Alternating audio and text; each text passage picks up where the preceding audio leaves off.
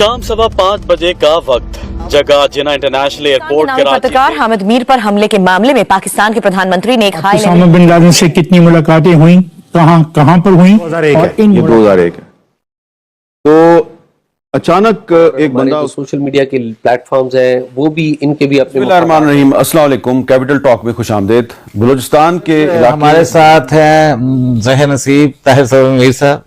तो अब ताहिर सबा मीर साहब ने ये चैनल का आगाज किया है, तो इस पे एक तरफ तो ये म्यूजिक पे और कल्चर पे बात करते हैं, और दूसरी तरफ इनका चूंकि बड़ा रिच एक बैकग्राउंड है जर्नलिज्म का, और बहुत बड़े बड़े जर्नलिस्ट जो है वो इनके दोस्त हैं, तो इनके दोस्तों के बारे में आज बात करते हैं।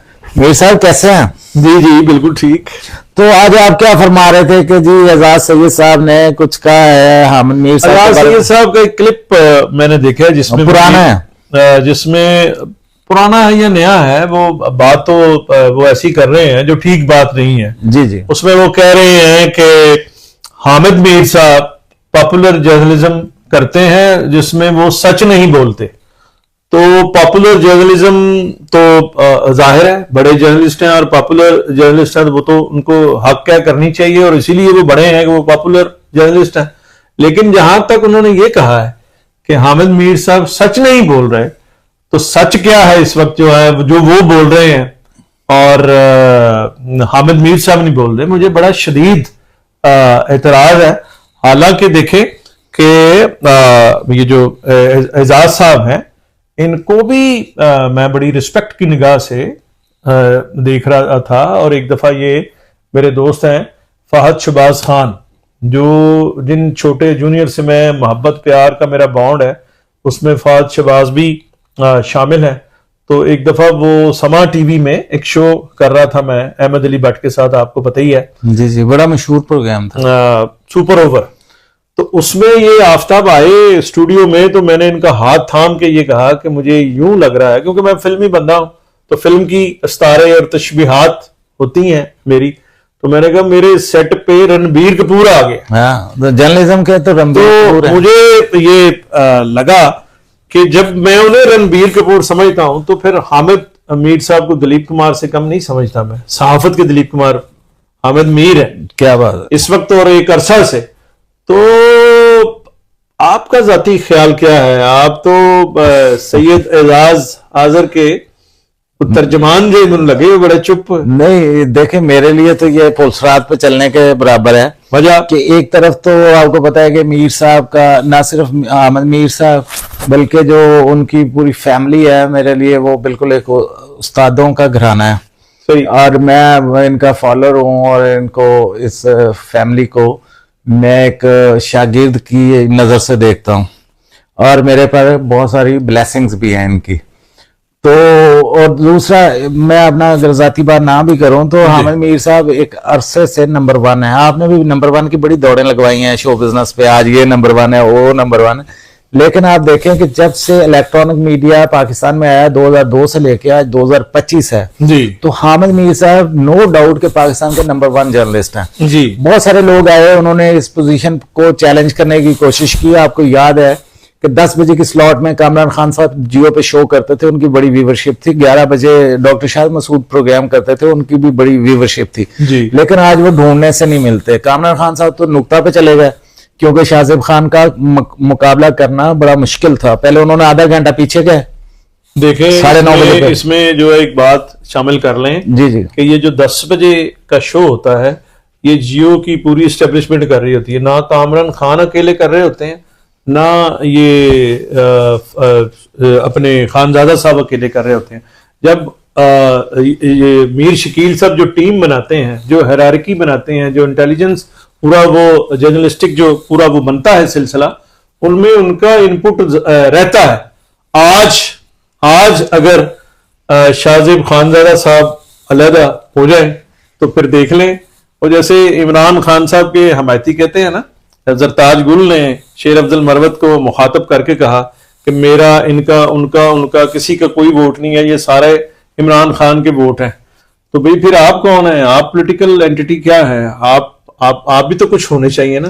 लेकिन ये पता क्या है, ये चीजें उस वक्त एवेल्युएशन होती है कि जब आप वहां से हिजरत कर जाएं या छोड़ जाएं, किसी और ये जगह पे जंग जाएं। छोड़ जाएं, तो फिर आप अगर सरवाइव करें तो फिर आप हैं बड़े मैं यही दो बड़े नाम लिए नहीं तो ਉੱਥੇ ਤੇ ਆਉਣਾ ਤੁਸੀਂ एजाज साहब से निकल के तो आप हामिद मीर साहब की जो उन पे तो किताबें लिखी जा सकती हैं, एक ब्लॉग में तो उनकी वो कारनामे नहीं हम बयान कर सकते। किताबां लिखना ਤੁਹਾਡੇ ਵਰਗੇ ਵੱਡੇ ਲੋਕਾਂ ਦਾ ਕੰਮ ਹੈ, ਅਸੀਂ ਤੇ ਬੋਲ ਬਾਲ ਕੇ ਨਿਕਲ ਜਾਣਾ ਹੁੰਦਾ है।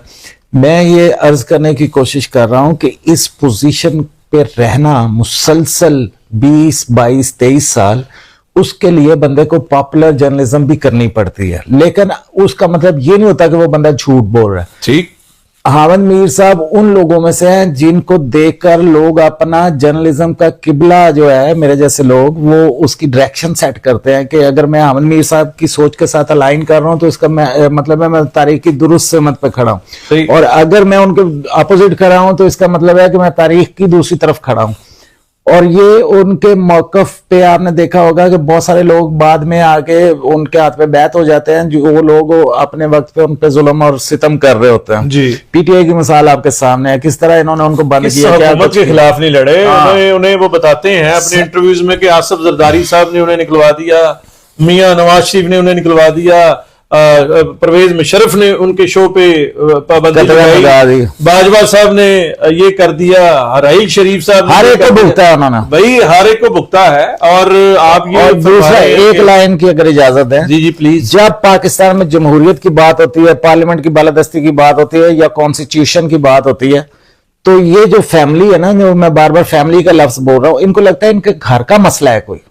ये इस तरह इनको लगता है कि जैसे किसी की जमीन पे कोई कब्जा कर ले, किसी के प्लॉट पे, या किसी की गाड़ी को तोड़ दे या कुछ कर दे, तो वो जैसे बंदे का जाती मसला नहीं बन जाता। तो ये हामिद मीर साहब उन लोगों में है कि इनको लगता है कि ये मेरा जाती प्रॉब्लम है। आफ्ताब इकबाल साहब फैमिली से मुराद ये कि हामिद मीर साहब, आमिर मीर साहब, फैसल मीर साहब अगरचे पॉलिटिकल वर्कर है, लेकिन वो पॉलिटिकल वर्कर है, और पॉलिटिकल वर्कर नहीं, पॉलिटिकल लीडर भी हैं और पढ़े लिखे आदमी हैं। और मैं सर वारिस मीर साहब का बेटे, और फिर उन्होंने इसके लिए कुर्बानी भी है।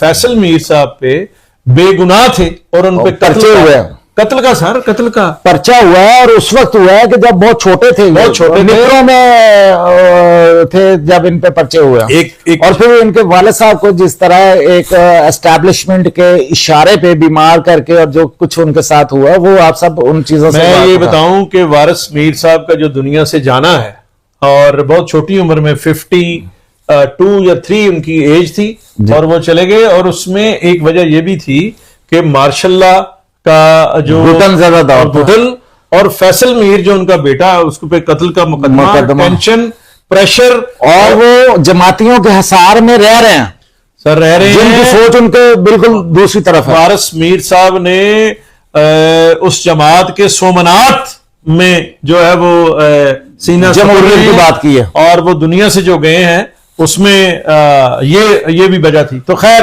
ये फैमिली वो बात कर रहे हैं। और फिर और ये इमरान मीर की उनकी भी आप करें।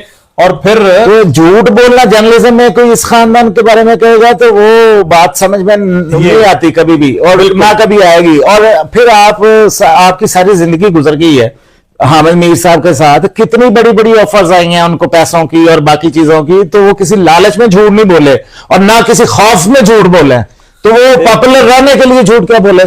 6 गोलियां लगी, 5 गोलियां जो है आगा खान हॉस्पिटल के डॉक्टरों की टीम ने निकाल ली, 1 गोली अभी तक हामिद मीर के बदन में है।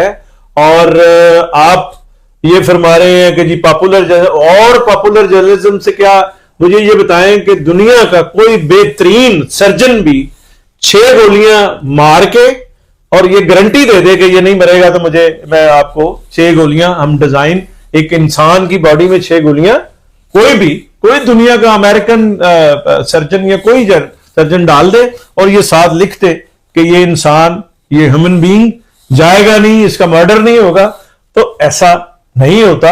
ये तो फिर 6 गोलियां खाने के बाद बातें वही की हैं पहले प्रोग्राम में बैठते थे, जिसकी वजह से 6 गोलियां लगी।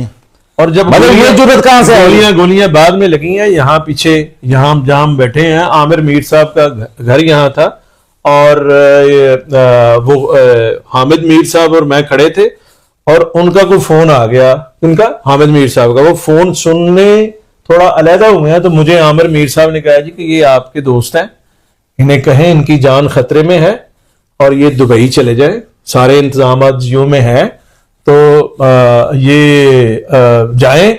और आजकल कौन सी प्रॉब्लम है, गैजेट्स हैं, जर्नलिज्म वहां से हो जाएगी, ये करते रहें। तो यूं टर्न किया है, फोन बंद हुआ है, और वहीं से वो 5-6-10 कदम दूर थे हामिद मीर साहब मुझसे और आमिर मीर साहब से, तो वहीं से टर्न करके कह रहे हैं तो भी वही कह रहे हैं कि मुझे। अच्छा, फिर एक उस मुलाकात के बाद मैंने गाड़ी में कहीं मीर साहब को छोड़ने जाना था, तो मैंने रास्ते में भी कह दिया, तमाम इज्जत की, मैंने कहा मीर साहब वो कह रहे हैं और बाखबर जर्नलिस्ट हैं, वो सिर्फ भाई नहीं है, बहुत बड़े जर्नलिस्ट भी हैं सर, उनकी भी बड़ी सैक्रिफाइसेस हैं, किसी दिन ना पंच खराब करो। जी जी, वो कह रहे ने कि यार ये मैंने नहीं जाना, मैंने इधर ही जर्नलिज्म करनी है, मारना है तो मार लें।